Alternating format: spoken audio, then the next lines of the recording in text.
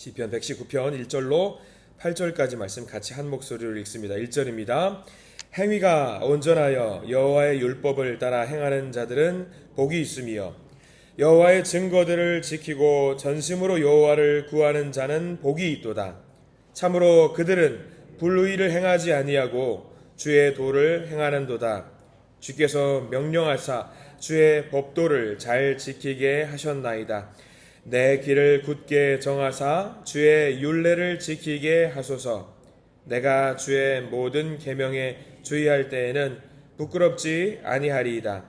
내가 주의 의로운 판단을 배울 때에는 정직한 마음으로 주께 감사하리이다. 내가 주의 율례들을 지키오리니 나를 아주 버리지 마옵소서. 아멘. 오늘 시편 119편 말씀을 통해서 하나님의 크신 은혜가 있기를 간절히 기도하고 소망합니다. 우리 먼저 기도하는 마음으로 고백할까요? 하나님의 은혜가 지금 저에게 임하기를 기도합니다. 우리 옆사람 축복하면서 하나님의 은혜가 지금 여러분에게 임하기를 기도합니다. 아멘. 복된 날 되시기를 간절히 소망합니다. 성경 퀴즈를 할 때 혹시 경험해 보신 분들은 계시겠지만 단골로 빠지지 않고 있는 답이 하나 있습니다. 성경에서 가장 많은 절수를 가지고 있는 성경이 있다면 어디일까요? 쉽습니다. 앞으로 나세요. 119예요. 119. 시편 119편이 176절이라고 하는 엄청난 방대한 양을 갖고 있는 시편입니다. 다음에 우리 교회에서 꼭 이 문제를 낼 겁니다. 미리 예수께서 알려드리는 거니까. 시편 119 하면은 제일 많은 절수 몇 절? 176절입니다. 사실 새벽 예배 시간에 어떤 교회는 1절부터 끝절까지 다 하는 그런 교회도 있어요. 그러면 176절까지 읽으면은요 대략 1시간 넘게 걸려요. 여러분들 천천히 읽으면은요 그럼 큰일 나거든요. 그래서 오늘은 일단 가장 핵심적인 내용이 될 수 있는 8절까지 말씀, 8절까지 말씀을 우리 같이 함께 읽게 되었습니다. 119편의 방대한 내용을 요약하고 있는 딱 한 절이 있다면 몇 절이냐면 1절이에요. 1절. 1절 말씀이 이게 요약이 되어 있는 말씀이에요. 우리 1절 한 번만 더 읽어볼까요? 시작. 행위가 온전하여 여호와의 율법을 따라 행하는 자들은 복이 있으며 라고 나와 있어요. 간단합니다. 율법을 따르는 자, 말씀을 따르는 자는 뭐가 있다? 복이 있다라는 것이 이 119편 말씀의 핵심입니다. 그래서 이게 복이 있다라는 것을 다양한 각도에서 설명을 해주고 있는 것이 176절의 119편 말씀이 되는 거지요.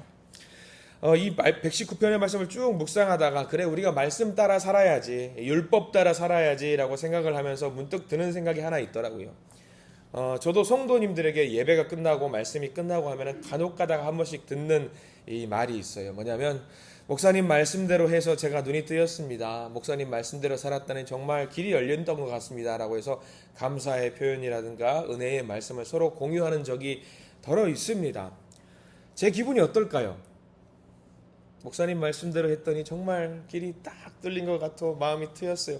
제 기분 째지죠. 좋습니다. 야 그래 역시 말씀만이 살 길이구나. 근데 한편으로는 그 말씀을 듣고 있으면 좀 불편할 때가 있습니다. 왜 불편할까요? 잘 들어보세요. 목사님 말씀대로 했더니 길이 열렸습니다. 누구 말씀대로? 제 말씀대로. 아니에요, 여러분들. 우리가 말씀을 들을 때 절대로 목사님 말씀대로 하면 안 됩니다. 목사님 말씀대로 하면 뭐가 많은 줄 아세요? 일거리가 많아집니다. 일이 많이 하게 돼요. 일 많이 하셔야 돼요, 당연히. 근데 중요한 건 목사님 말이 아니라 누구 말씀대로? 하나님 말씀대로 살아야 돼요. 이게 중요해요. 목사님도 목사님 이야기하면 안 되는 거예요. 목사님은 어떤 일하는 사람, 이 말씀을 선포하는 거예요. 누구의 입을 대변하는 거냐면 하나님의 말씀을 대변하는 역할을 하기 때문에 우리가 가장 중심되게 잡고 살아가야 될 것은 뭐냐면 말씀이에요. 말씀. 목사님의 말씀이 아니라 성도님의 말씀도 아니라 누구의 말씀도 아니라 딱 한 분이죠. 하나님 말씀대로 살면 되는 겁니다. 오늘 시편 119편이 그 이야기를 하고 있는 거예요. 하나님의 말씀을 따라 사는 자들의 삶, 복이 있는 것이다. 복이 있는 자들의 삶이다라는 것을 이야기하고 있어요. 시편 말씀, 119편 말씀의 요소들을 조금 계속 살펴볼 겁니다. 먼저 한번 볼까요? 어떤 말씀들이 있느냐면 20절 말씀 한번 보셔요. 말씀대로 따라 사는 자들의 삶에 대해서 나와 있어요. 20절 말씀 뭐 왔다리 갔다리 할 거예요. 앞으로도 갔다가 뒤로도 갔다가 20절 말씀 보면 시작. 주의 규례들을 항상 사모함으로 내 마음이 상하나이다. 자, 이게 20절 말씀이 어떤 말씀일까? 주의 규례, 말씀이죠. 말씀들을 항상 사모하는 거예요. 열심히 따라 사는 거예요. 열심히 따라 살았더니 어떻게 됐다? 내 마음이 상했다. 이거는 말씀 따라 살았더니 내가 상처받았다는 내용이 아니라 피곤할 때까지 말씀을 따라 살았다라는 말이거든요. 내 몸이 지칠 때까지. 말씀을 따라 사는데 그냥 대충 사는 게 아니에요. 온 마음과 정성을 다해서 내가 피곤할 때까지 말씀을 보고 말씀을 따라 살았다라는 말이 20절 말씀입니다. 반성하게 돼요. 이 20절 말씀을 보면은요. 내가 살아갈 때, 이 하루를 살아갈 때 과연 내가 얼마나 말씀대로 살려고 노력을 했느냐. 이 시편 119편의 저자는 뭐라고 이야기하고 있냐면 내가 피곤할 때까지, 기진할 때까지, 힘들 때까지 말씀 따라 살았다라고 이야기하고 있습니다. 자, 신명기 11장 27절에도 이런 말씀이 있어요. 오늘 성경 말씀 이렇게 덧대는 말씀인데 모세가 유언처럼 남겼던 말씀이 신명기 11장 말씀이거든요. 이런 말씀이 있어요. 너희가 만일 내가 오늘 너희에게 명하는 너희의 하나님 여호와의 명령을 들으면 복이 될 것이요. 비슷한 말이에요. 오늘 시편 119편은. 근데 시편 119편과 신명기 11장은 맥을 같이 하고 있는데 분위기는 좀 달라요. 왜냐하면 신명기 11장 말씀은요. 하나님 말씀대로 살면 복이 있을 것이고 말씀대로 살지 않으면 저주가 있을 것이라고 하는 모세의 유언이에요. 절박한 마음으로. 왜 그런 모세가 절박한 말을 했을까? 우리가 생각을 좀 해봐야 됩니다. 모세는 신명기 11장 말씀을 통해서 유언을 남기고 있는데 자기가 이 가나안 땅 바로 앞에서 요단강을 건너기만 하면은 이제 가나안 땅인데 들어가지 못합니다. 왜 들어가지 못하느냐? 평생을 모세는 하나님 말씀대로 살았던 사람입니다. 근데 딱 한 번 하나님의 말씀대로 살지 못했던 때가 딱 한 번 있어요. 너무 그게 억울한 거예요. 너무 섭섭하고 하나님께 아쉬운 거예요. 그 아쉬운 마음을 거둬들이라고 하나님 제발 좀 말씀대로 살았는데 딱 한 번 실수했잖아요. 한 번만 봐주세요. 안 돼. 아니야. 아니 하나님 한 번만 안 돼. 아니야. 딱 그러면서 너는 가나안 땅에 못 들어간다고 이야기를 하죠. 근데 그게 뭔지 여러분들 아시죠? 백성들이 그것도 자기 일이 아니에요. 이스라엘 백성들이 아니 물 좀 달라고 했더니 야 내가 너희들에게 물 주는 사람이냐 해가지고 지팡이 들어가지고 땅을 팍 쳤더니 물이 팍 나왔단 말이에요. 근데 하나님이 뭐라고 했냐면 반석에 명령하여 물을 내라고 했는데 확 혈기가 나가지고 팍 쳤더니 이제 그랬던 거죠. 하나님이 그 모습을 보고 이제 화가 나가지고 너는 가나안 땅 못 들어가. 내 말씀대로 살아야지 왜 말씀대로 살지 못하니? 라고 하면서 모세에게 그런 이야기를 하지요. 그러니까 모세가 너무 억울한 마음으로 신명기 11장을 기록하면서 야 너희들은 이스라엘 백성들아 제발 너희들은 가나안 땅에 들어가면 말씀대로 살아라. 말씀대로 말씀 어기면 하나님의 저주가 있을 것이다. 근데 말씀대로만 살면은 하나님의 복이 넘치게 될 것이라고 절박한 마음으로 모세가 이야기했던 게 신명기 11장 말씀인데 오늘 이 구약성서 시편 119편도 비슷한 맥락의 이야기입니다. 말씀대로 살면은 복이 있다라는 것이 오늘 119편의 이야기예요. 말씀대로 사는 거 어렵지요. 근데 말씀대로 사는 거 또 쉬워요. 한 청년하고 그런 대화를 한 적이 있습니다. 목사님 제가 중요한 고시가 있습니다. 국가고시는 이상하게 주일날 보는 경우가 많아요. 제가 주일날 국가고시를 좀 봐야 되는데 국가고시를 보게 되면은 주일 예배를 못 드릴 것 같은데 어떻게 해야 될지 모를 것 같아. 어떻게 해야 될지 몰라요. 하나님 어떻게 했으면 좋겠습니까? 기도하고 있는데 답은 없습니다. 목사님 어떻게 하는 게 좋을까요? 여러분들은 뭐라고 답하시겠습니까? 꿀밤을 하나 딱 때리면서 전 세계의 교회가 우리 교회밖에 없더냐. 서울에 있는 교회 중에 저녁 예배 드리는 게 세고 셌다야. 시험 보고 그 교회 가서 예배 드리고 와라. 말씀을 사모하고 예배를 사모하겠다라는 그 마음이 얼마나 귀해요. 말씀대로 살겠다고 작정하면은요 길이 다 있어요. 길이 다 있어요. 복을 주시려고 만든 게 말씀이잖아요. 근데 말씀대로 살지 않으려고 또 작정하면은요 사라져요. 근데 하나님이 다 기억하시는 거죠. 우리가 그래서 살면서 늘 말씀대로 살게 해달라고 늘 기도하시는 우리가 되어야 됩니다. 여러분 성경 말씀 좀 더 볼까요? 5절과 6절 말씀 보세요. 5절과 6절. 다시 앞으로 돌아가는데 시편 119편 5절과 6절 말씀. 이것도 역시 마찬가지 맥락입니다. 5절 6절 시작. 내 길을 굳게 정하사 주의 율례를 지키게 하소서. 내가 주의 모든 계명에 주의할 때에는 부끄럽지 아니하리이다. 말씀 따라 사는 사람 부끄럽지 않게 해주시옵소서라고 기도하는 시편 119편의 저자의 모습입니다. 귀한 모습이죠. 수원에 하나교회라고 있어요. 수원 하나교회라고 있는데 거기 고성준 목사님이라고 유명한 목사님이 계십니다. 근데 그분이 책을 하나 쓰셨는데 그 책에는 좀 영어 좀 섞여 있어요. 나의 데스티니 찾기라는 게 있는데 뭐냐 운명이 운명.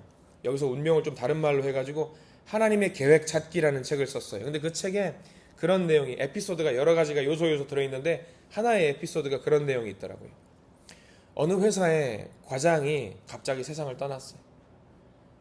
그래서 이제 문상을 사람들이 이제 오는 거죠. 그리고 아내 되시는 분하고 이제 대화를 하면서 그 회사의 직원들 그런 말을 하는 거예요. 한 무리가 와서 이야기를 합니다. 과장님은 바나나 우유를 참 좋아하셨는데 라는 말을 해요. 그게 뭐 위로의 말이 되겠습니까? 근데 그 문상팀이 또 나오고 나서 또 다른 문상팀이 와요. 또 다른 문상팀이 와가지고 또 이야기를 합니다. 과장님은 바나나 우유를 참 좋아하셨는데.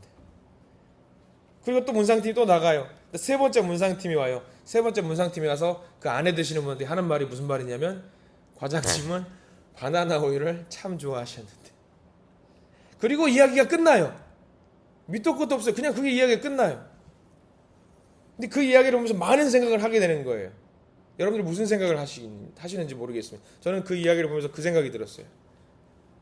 제가 만약에 하나님 나라 갔을 때에 제 후대의 사람들이 윤영민 목사는 뭘 좋아했는데 라고 했을 때에 어떤 기억으로 사람들이 생각을 하고 있을까? 윤영민 목사는 밥을 많이 먹는 사람이었는데 그러면은 속상할 것 같아서 윤영민 목사는 이런 사람이었는데 바람이 하나 있다면 윤영민 목사는 말씀대로 살려고 노력했던 사람이다 라는 기억이 있었으면 좋겠어요. 말씀대로 사는 사람. 여러분들은 좀 어떠세요? 나는 어떤 사람으로 기억되는 사람이었으면 좋겠다. 저는 우리 성도님들이 말씀대로 사는 사람이었다. 말씀대로 살았던 권사님이었다. 말씀대로 살았던 집사님이었다. 말씀대로 살았던 장로님이었다. 라는 기억으로 사람들이 기억하기를 간절히 소망합니다. 그거면 될 것 같아요. 내 이름 뒤에 부연설명으로 따라다니는 것.